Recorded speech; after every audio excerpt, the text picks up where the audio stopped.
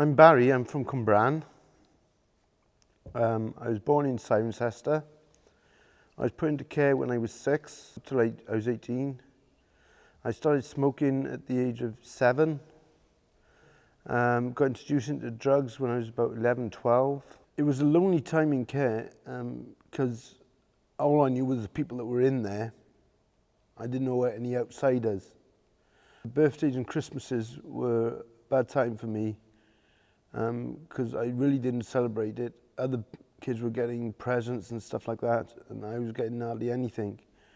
I was just getting stuff from the staff, and there was just nothing there, like, you know. When I left care at 18, I couldn't read or write. I was evicted from the flat. I was on the streets for 6 years. I got into heroin and cocaine. I was injecting.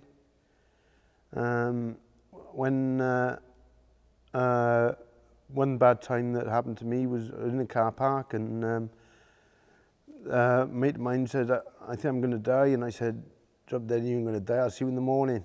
Woke up in the morning, security came around, woke us up. He was dead, and we both had the same batch. Scoring drugs in Swansea and stuff like that. I was pinching high performance cars to sell for drugs. And I was just jacked up, and I was on the way to the soup run, and they found me, some Christians found me. They got me into hospital, and when they get in the hospital, I can't remember the few days like, and they kept on coming to see me, and I told them to clear off, swearing at them, abusive to them, and they only wanted to help me. But then one day on a Saturday, a boy came along, and I thought he wanted to score some drugs. And he said, I'm from the church. We've been praying for you. They don't know I'm here. And I've come to pray for you. And I got abusive with him and swearing at him. And it got to a point where he turned around and started crying. And I said, what are you crying for, mate? And nobody ever cried for me in my life. And he said, I just want to pray for you. He said, the Lord's got a purpose for you in your life.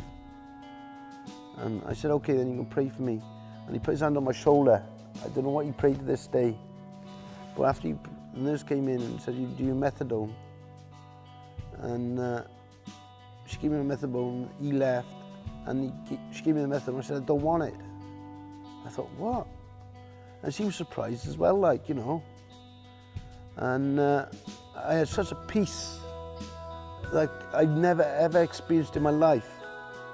And it was so lovely, and I wanted more of it.